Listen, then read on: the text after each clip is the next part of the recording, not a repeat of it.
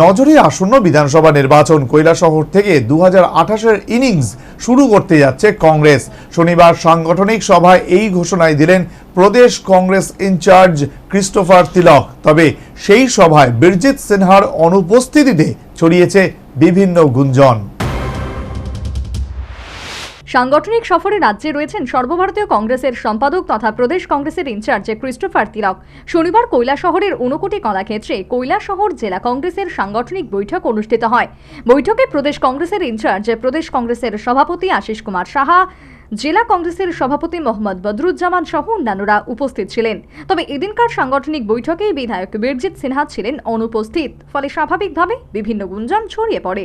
যদিও এই বিষয়ে বিধায়ক বীরজিৎ সিনহার বক্তব্য, এদিন তিনি রাজধানীতে মণিপুরের সাহিত্যকলা একাডেমির একটি কর্মসূচিতে ছিলেন, যা মাসখানেক আগে শিডিউল করা ছিল। আমি এখানে festival of literature, Manipuri literature 9th festival of লিটারেচারে আমি এখানে চিফ গেস্ট। আচ্ছা, মণিপুরের কমিশনার গভর্নমেন্ট লেভেলে আইছিল।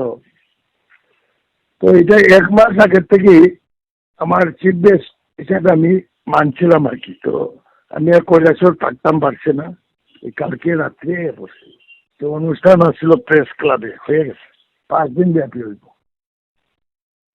কৈলাসহরের লোকের যারা লিডার ডিস্ট্রিক্ট লেভেল সবাই সাংগঠনিক সভায় কংগ্রেসকে শক্তিশালী করতে ভবিষ্যৎ কৌশল নিয়ে আলোচনা হয়। সভায় প্রদেশ কংগ্রেসের ইনচার্জ ক্রিস্টোফার তিলক বলেন, 2028 বিধানসভা নির্বাচনে কংগ্রেস যেন একক সংখ্যাগরিষ্ঠতা অর্জন করতে পারে, সেই লক্ষ্যে সংগঠনের পুনর্গঠনের উপর জোর দেওয়া হচ্ছে। তিনি দলের শক্তি বৃদ্ধির জন্য সংগঠন মজবুত করা, নেতৃত্ব প্রতিষ্ঠা, মাঠ পর্যায়ে কাজ এবং আদর্শের প্রতি অবিচল থাকার উপর গুরুত্ব দেন।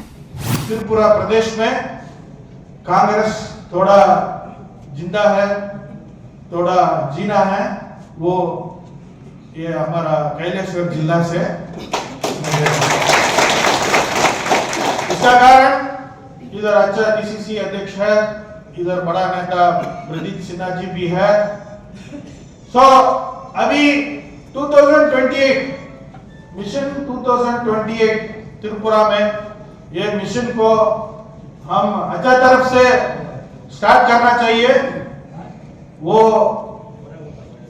कैलाशहर जिला, ऊनाकोटी जिला से हम शुरू करना चाहिए। अभी जो भी हो गया तो हो गया। मैं 2 महीने का पहला अपॉइंट किया, मैं 2 महीना में इधर जमीन पे आ गया। বক্তৃতায় প্রদেশ কংগ্রেসের ইনচার্জ বলেন, প্রতিকূলতার মধ্যেও দলের প্রতিকর্মীদের নিষ্ঠা কংগ্রেসের প্রকৃত শক্তি। সেই সাথে তিনি বিজেপি সহ সিপিএমের তীব্র সমালোচনা করেন। বৈঠকের শেষে তিনি পঞ্চায়েত স্তরের কর্মীদের সঙ্গে আলোচনা করেন। রাজনৈতিক অভিজ্ঞ মহলের মতে, প্রদেশ কংগ্রেসের সভাপতির দায়িত্বভার বীরজিৎ সিনহার হাত থেকে আশিস কুমার সাহার হাতে অর্পিত হয় বিগত কয়েক বছর আগে। আর তখন থেকে এই পর্যন্ত কংগ্রেসের সেই বিধায়ককে প্রদেশ কংগ্রেস ভবনে দেখা যায়নি। এমনকি প্রদেশ কংগ্রেসের কোনো সাংগঠনিক সভাতেই সেভাবে দেখা যায়নি। এই নিয়ে নিন্দুকেরা স্বাভাবিকভাবে গোষ্ঠী কোন্দলের বিষয়টি সামনে নিয়ে আসে। অনেকে বিধায়ক বীরজিৎ সিনহার অভিমানের বিষয়টিও উল্লেখ করেছেন।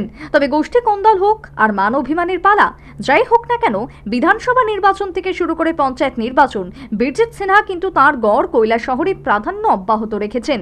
প্রশ্ন উঠছে, সাংগঠনিক বৈঠকে উপস্থিত না থেকে তিনি কি দলীয় নেতৃত্বদের বার্তা দিতে চাইলেন?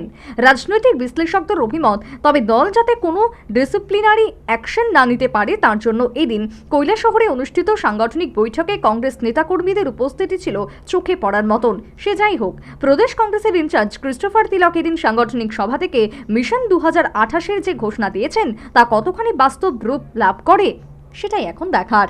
Bureau report, news vanguard.